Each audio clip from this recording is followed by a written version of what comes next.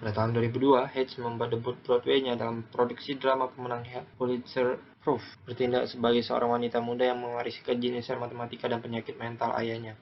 Pada tahun 2004, Hedges menerima nominasi Primetime Emmy Award untuk aktris pendukung terbaik dalam penampilannya di film Crazy Choice, serta nominasi Saturn Award untuk aktris terbaik di film televisi CBS The Dead Will Tell pada tahun yang sama. Dia berakting dengan Alec Baldwin dalam kebangkitan drama 20th Century di Broadway, tentang seorang sutradara Broadway yang sukses dan egois, yang telah mengubah seorang gadis paduan suara menjadi seorang wanita terkemuka. Untuk penampilannya, dia dinominasikan untuk Tony Award tahun 2004 untuk aktris terbaik dalam drama. Pada tahun yang sama juga, Hedges muncul bersama Nicole Kidman dan Cameron Bright dalam drama independen yang diterima dengan baik berjudul Bird. Dia mengambil peran berulang di drama Warner Bros.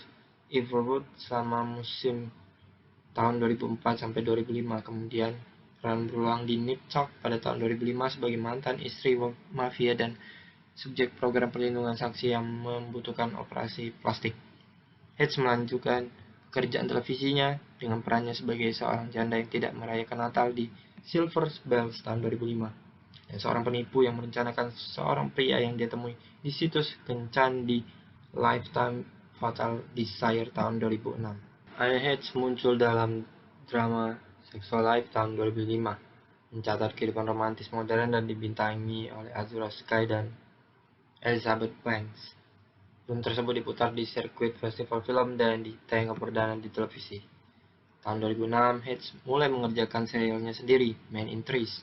Dalam pertunjukan itu, dia berperan sebagai seorang penulis New York yang setelah mengetahui tunangannya berselingkuh pindah ke sebuah kota kecil di Alaska yang kebetulan dipenuhi oleh pria lajang dan sedikit wanita. Man in Trees dibatalkan pada Mei tahun 2008 setelah satu musim tersingkat oleh pemogokan penulis. Selama penayangan acara tersebut, Hedges membintangi komedi horror Suffering Man's Charity tahun 2007, komedi romantis What Love Is tahun 2007, dan film thriller fiksi ilmiah Toxic Skies tahun 2008. Hedges muncul sebagai pacar seorang gigolo narsis dalam komedi sketch berjudul Spread tahun 2009 yang dibintangi oleh Ashton Kutcher. Film ini menerima rilis terbatas di bioskop Amerika Utara, sementara itu menghasilkan 12 juta US dollar di box office seluruh dunia. Pada tahun 2009, ia berperan dalam serial drama HBO Hang sebagai mantan istri pelatih bola basket bisbol sekolah menengah yang berjuang secara finansial, diperankan oleh Thomas Jane. Memasuki tahun 2010 hingga 2020, penampilan cameo sebagai CEO seorang perusahaan penting dalam komedi yang diterima dengan baik di film The Other Guys tahun 2010. Yang dibintangi bersama Will Ferrell dan Mark Wahlberg, diikuti oleh peran yang jauh lebih besar dalam komedi independen berjudul Cedar Rapids tahun 2011, di mana ia memerankan agen asuransi yang menggoda dengan siapa seorang pria naif dan idealis, diperankan oleh Ed Helms. Dalam drama Rampart tahun 2011, ia membintangi Woody Harrelson dan Cynthia Nixon sebagai salah satu dari dua mantan istri seorang perwira polisi yang korup, yang juga merupakan saudara perempuan. Film ini memiliki pemutaran teater terpilih setelah pemutaran perdana di Festival Film International Toronto ke-36. Hedges memiliki peran utama dalam komedi That's What She Said tahun 2012 yang ditayangkan perdana di Sundance Film Festival, dan juga berperan sebagai pacar mantan pegolf pro yang perankan Colin Firth dalam drama Arthur Newman yang mendapat pujian kritis di tahun 2012. Hedges membintangi James Tupper, Jennifer Stone, dan Rebecca Brandes dalam film horor supernatural Nothing Left to Fear tahun 2013 tentang kehidupan keluarga di kota baru yang terganggu oleh pria yang tidak stabil. Masih di tahun yang sama, Hedges menjadi headline sitkom NBC berumur pendek berjudul Save Me, di mana dia berperan sebagai ibu rumah tangga Midwestern yang percaya bahwa dia sedang menyalurkan. Hedges berperan sebagai teman pelayan dari pecahan judi yang sedang pulih, Jason Statham, dalam film thriller aksi Wild Card tahun 2014. Dia juga memiliki peran sebagai bintang tamu berulang di The Michael J. Fox Show sebelum pembatalannya pada tahun 2013. Ia menandatangani kontrak tampilan pertama dengan Universal Television. Serial drama petualangan aksi USA Network Geek menampilkan Hedges sebagai kepala kantor FBI di Yerusalem yang agennya mengungkap konspirasi berusia 2000 tahun saat menyelidiki pembunuhan seorang arkeolog. Seri 6 episode ini ditayangkan perdana pada akhir tahun 2014. Setahun kemudian, Hayes menjadi bintang tamu dalam serial thriller ABC Quantico yang berperan sebagai profiler kriminal, Dr. Susan Langdon. Pada tanggal 27 September tahun 2016, drama aksi pasca-apokaliptik Aftermath dibintangi oleh Hayes, memulai debutnya di Canada Space Network dan di Sci-Fi Amerika Serikat. Hayes memerankan Karen Copeland, seorang pilot Angkatan Udara Amerika Serikat dari Washington yang harus menavigasi Armageddon, bersama dengan suaminya yang profesor Universitas Jos, diperankan oleh James Tupper, yang merupakan salah satu produser dalam film serial tersebut, dan ketiga anak mereka yang berdewasa, baik Dick maupun Aftermath tidak diperbarui untuk musim kedua. Hayes memfilmkan bagian pendukung penyanyi utama untuk musikal Broadway di Opening Night tahun 2016 dengan Topper Grace. Komedi musikal diputar di Festival Film Los Angeles.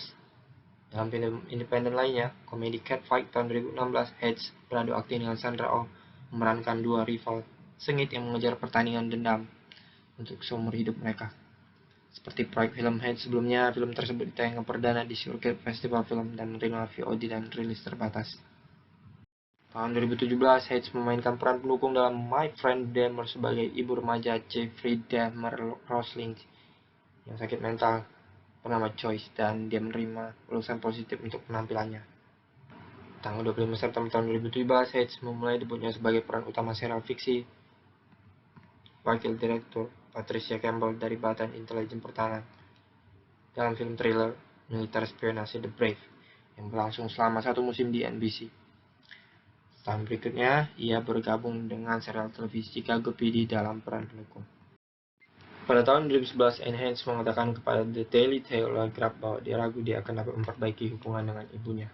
Masalah kesehatan mental. Setelah berpisah dari The Gainers pada Agustus tahun 2000, Hayes berkendara dari Los Angeles ke Cantua Creek dengan SUV Toyota.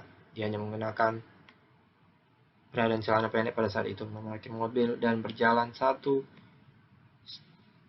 mil atau sekitar 2,4 km sebelum mencapai rumah peternakan. Pemilik rumah, Araceli Kempis, yang pernah melihat Hayes di film, mengenalinya dan membiarkannya masuk. Setelah minum banyak air, Hayes melepas sepatu Nike dan berkata dia perlu mandi. Kempis berasumsi bahwa Hayes tidak dalam pengaruh alkohol atau obat-obatan, tetapi Hayes kemudian mengungkapkan bahwa dia telah menggunakan Stasi X. Setelah mandi, Hayes memasuki ruang tamu, meminta sepasang sandal dan menyarankan agar mereka menonton film.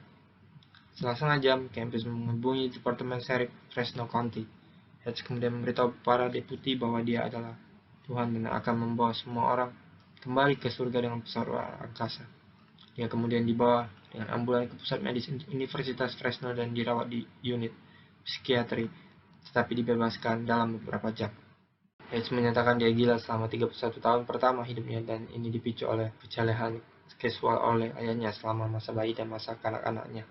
Dalam serangkaian wawancara televisi nasional dengan Barbara Walters, Matt Lauer, dan Larry King untuk mempromosikan Call Me Crazy pada tahun 2001, Hayes menyatakan bahwa dia menciptakan dunia fantasi yang disebut dimensi keempat untuk membuat dirinya merasa aman dan memiliki alter ego yang merupakan putri Tuhan dan saudara tiri Yesus Kristus bernama Celestia yang memiliki kontak dengan bentuk kehidupan di luar bumi. Hayes mengatakan dia pulih dari masalah kesehatan mentalnya setelah insiden di Cantua Creek dan telah menempatkan alter egonya di belakangnya. Pada tanggal 5 Agustus tahun 2022, Hayes terlibat dalam serangkaian dua kecelakaan mobil di lingkungan Mar Vista di Los Angeles. Pertama ketika Mini Cooper yang dikendarainya menabrak garasi di kompleks apartemen, dan yang kedua ketika dia menabrak sebuah rumah, mengakibatkan kebakaran yang membuatnya terbakar parah. Sebuah video bel pintu yang direkam pada saat-saat sebelum kecelakaan terakhir menunjukkan kendaraan Hayes melaju di sepanjang jalan lingkungan dengan kecepatan yang sangat tinggi, diikuti beberapa detik kemudian oleh suara tabrakan. Tabrakan kendaraan dan kebakaran rumah yang diakibatkannya membutuhkan 59 petugas pemadam kebakaran untuk menangani, yang membutuhkan waktu 65 menit untuk memadamkan api sepenuhnya dan menyelamatkan Hayes dari kendaraan. Rumah itu ditinggalkan secara struktural dan tidak dapat dihuni. Penyewa rumah menderita luka ringan, tetapi pengacaranya mengatakan bahwa dia dan hewan peliharaannya hampir kehilangan nyawa, dan bahwa dia telah kehilangan semua harta pribadinya karena kebakaran. Aparat penegak hukum mengatakan bahwa Hayes dianggap berada di bawah pengaruh dan bertindak tidak menentu pada saat kecelakaan. Departemen Kepolisian Los Angeles mengatakan bahwa analisis darah awal mengkonfirmasi keberadaan narkotika dalam sistem H. Meskipun tes toksikologi yang lebih berkomprehensif yang bisa memakan waktu berminggu-minggu diperlukan untuk mengidentifikasi obat-obatan tertentu. H dipindahkan dari lokasi kecelakaan dengan tandu dan dibawa ke rumah sakit. Yang difilmkan duduk di atas tandu dan berjuang dengan para medis saat dia didorong ke dalam ambulan. Namun dia kehilangan kesadaran segera setelahnya. Pada tanggal 8 Agustus, seorang perwakilan untuk H mengatakan dia dalam keadaan koma dan dalam kondisi kritis dengan ventilasi medis yang diperlukan untuk cedera paru-paru yang dialaminya. Dan pada tanggal 11 Agustus, perwakilan tersebut mengatakan bahwa H tidak diharapkan untuk bertahan hidup karena cedera otak anoksik dan bahwa dia sedang menjalani dukungan hidup untuk menentukan apakah organnya layak untuk disumbangkan sesuai dengan keinginannya untuk menjadi organ pendonor. H dinyatakan mati otak beberapa jam kemudian pada 11 Agustus, tapi tetap menggunakan alat bantu hidup untuk menilai viabilitas donor organ dan menemukan penerimanya. Setelah dinyatakan mati otak di bawah hukum California, H dianggap mati secara hukum. Keluarganya merilis sebuah pernyataan yang mengatakan bahwa mereka kehilangan cahaya terang, jiwa yang baik dan paling gembira. Itu tadi guys, putar profil dan perjalanan karir dan juga daftar film filmnya guys. Dan komen di bawah jika kalian ingin kita bahas aktris atau aktor siapa berikutnya. Dan juga jangan lupa like, comment, dan subscribe. Sampai jumpa di video berikutnya. Bye.